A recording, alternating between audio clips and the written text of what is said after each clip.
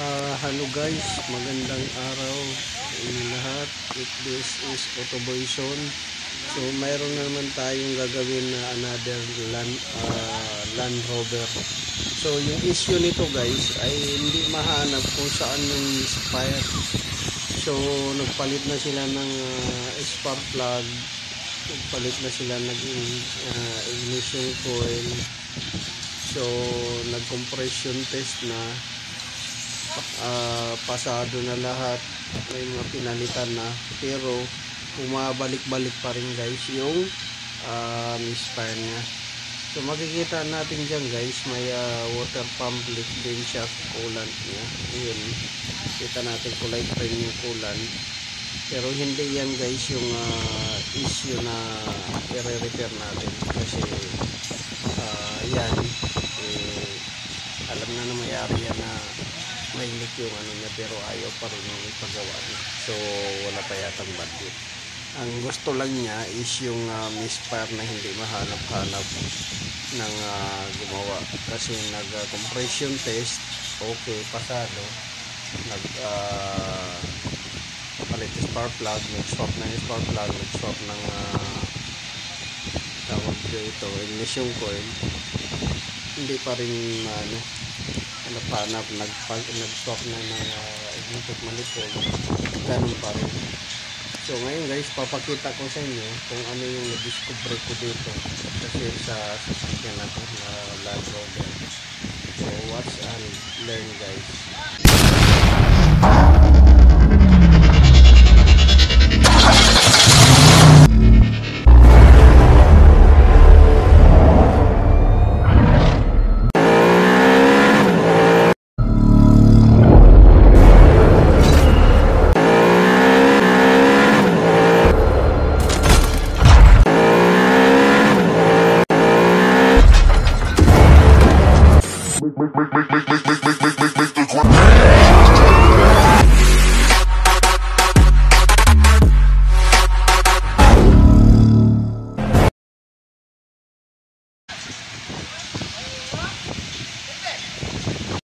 So isa sa naging dahilan guys na na-discover ko guys ay itong injector number 4. So papakita ko sa inyo. So dito guys, papakita ko sa inyo na nabunot na natin yung injector number 4. Ito yung nagiging dahilan na hindi mahanap-hanap na misfire. Kasi minsan mawawala siya, minsan lilitaw na naman siya. So ay siya ang ito ang nagiging isang dahilan kung bakit hindi mawala-wala yung misfire na hinahanap nila. So o-ring lang pala guys yung dahilan. So dito guys, papakita ko sa inyo yung injector nito na sobrang haba, kasi direct injection to.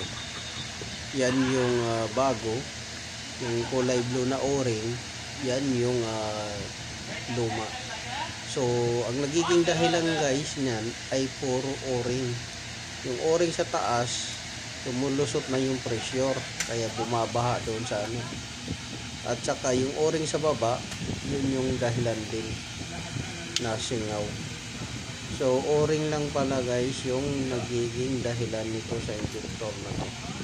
So bumigay na yung mga o-ring niya, overheated time na siya, pero hindi mo kasi makikita guys, nabaha na siya doon sa ilalim, kasi direct injection nga to guys, may kanal din siya, so hindi mo makikita. So ngayon guys, napalitan na natin, binalik na natin yung ignition coil niya, binalik na natin din yung harness, pati yung mga accessories, mga hoses, mga electrical connector niya. So kailangan double check nyo guys kung baka may makalimutan kayong electrical connector na hindi nyo kasi kagaya nito guys, napakasikip nito na makina. So makikita nyo yan, halos yung tools napakahirap ipasok, halos manumanuhin mo lang yung mga screw niya dyan sa kapon, maluwagan mo lang ng konti, kakamayin mo na lang. So yan guys yung ginawa natin ngayon na Land Rover ulit. another customer na iba naman yung issue. So sundan nyo lang guys sa dulo yung video para magkaroon kayo ng idea. So dyan guys, binabalik na natin yung mga accessories at saka connectors, mga components ng makina. So panoorin nyo lang guys dyan. Hindi ko mailapag yung camera ko dun sa may makina kasi napakasikip ng walang mapatungan guys. So diyan ko na lang ilapag guys yung camera ko sa toolbox ko diyan sa ibabaw. Pero mamaya guys, papakita ko sa inyo kung anong naging resulta ng ating trabaho guys, anong naging failure ng injector at bakit nagiging dahilan to ng minsan ng misfire na hindi mahanap guys. So watch na lang nyo guys until the end of my video para may knowledge kayong makuha kahit papaano guys.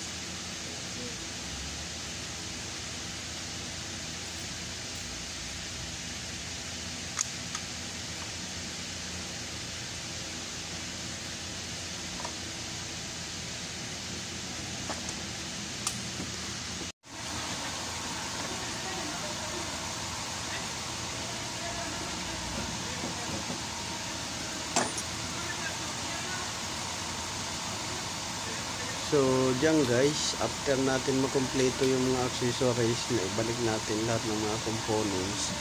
So, pinaandar natin ngayon para matest natin kung may misfire pa rin yung sa number 4 na hindi mahanap-hanap nung unang gumawa. Kasi nag-swapping na sila ng spark plug, yung coil, nag-vibration test, tapos ano na sila ng intake manifold shell. Ganun pa rin, lumalabas pa rin siya minsan. So dyan guys, scan natin dyan, gamitan natin ang scan tool para matrace natin kung andun pa rin ba yung misfire. So sundan nyo lang guys yung video, pasensya na kayo kasi minsan hindi ko na mailapag yung tripod ko sa makina, lalo na pagka masikip yung walang area na paglapagan. So minsan sa full box ko na lang just to show sa inyo na ginagawa natin sa sasakyan ay kung anong model, anong brand at saka anong mga ginagawa.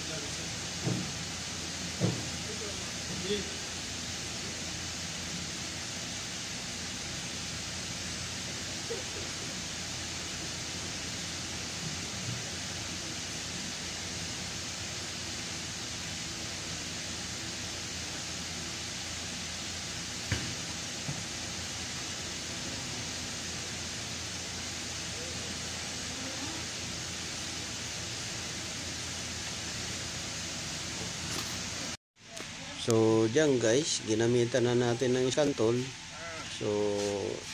So far wala nang misfire na kagaya nung dati na nag-misfire siya, na lumalabas siya minsan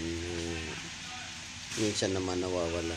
So makikita niyo dyan sa scan tool, walang misfire count siya sa lahat ng cylinder. So paandar lang natin guys ng matagal para matrace natin kung nagkakaroon ba ng misfire pa to, at saka yung nag-overheat pa ba to, kasi may issue to guys sa water pump.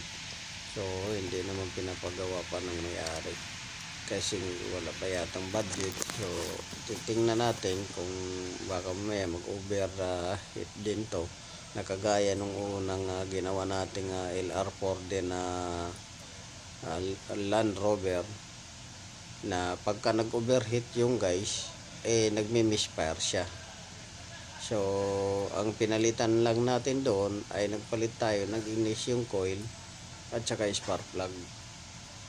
So ito guys, iba naman yung issue nito, hindi mahanap na misfire kasi minsan lalabas, minsan hindi. So sundan nyo lang guys yung video hanggang sa dulo guys.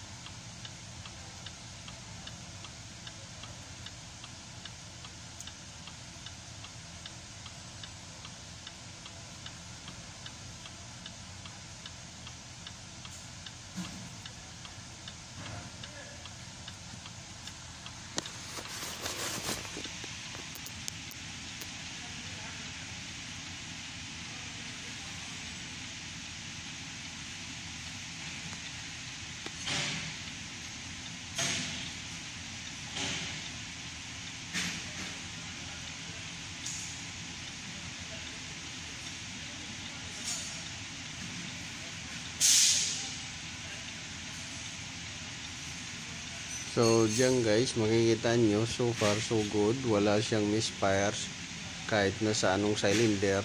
So makikita natin dyan na walang misfire counts guys. So yung ginawa natin guys is okay guys, yung nahanap nating failure sa injector, yung o-ring lang pala sa taas at saka o-ring sa baba.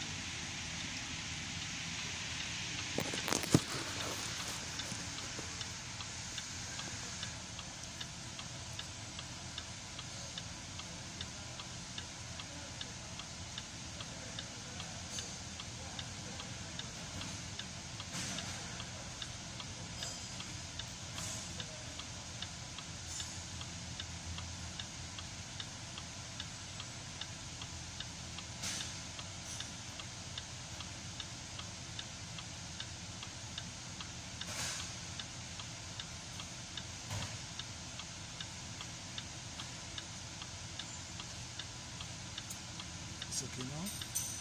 Hopefully, inshallah. Madama pa yan. They make you video. Yeah. It's evidence. Good. Sada don't believe. What about when the water? Water had a few problem pan and water pump. Pan, Change? I don't know. He told already customer na not reply. Maybe. So dyan guys, makikita nyo ilang minuto na natin yan pinaanda. So halos nasa 20 minutes na yung pag-andar niya. And So before, wala siyang it's not nag-overheat. going down. Wala rin Now, siyang it's misfire going na. down sometimes. Kaya sinali Before, natin alam ko, yung ako na check ng overhead kasi may issue to sa water But pump. this one is Mainit. going up. So siguro There is problem with the pag fan. may load na to guys, Too baka much doon leak na siya there. mag-warp See the video when ng mag-overhead. Pero for the meantime, yung pinapa-resolve sa atin ng may-ari issues yung misfire na hindi mahanap-hanap. So ngayon nadali natin guys, nahanap natin at saka naayos natin. So lagi niyong tandaan guys, yung misfire minsan hindi sa intake manifold, hindi sa spark plug, hindi sa ignition coil, or hindi sa compression, minsan sa o-ring lang ng injector. Yung injector okay yung buga, ang problema yung o-ring nag-overtime heated na siya. So yun lang guys yung share ko sa inyo guys na lagi nyong tatandaan.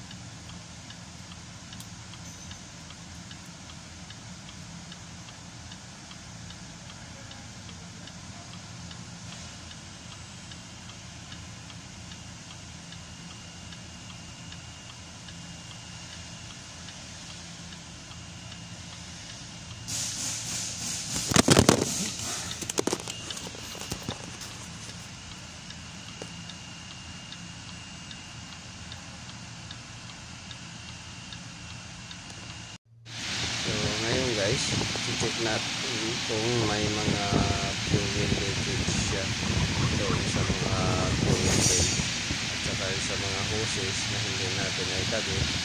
Check natin, double check natin para maikabit natin ng maayos kung may nakalimutan tayo guys. So makikita nyo dyan guys, so far lahat naman naayos, naikabit ng tama. So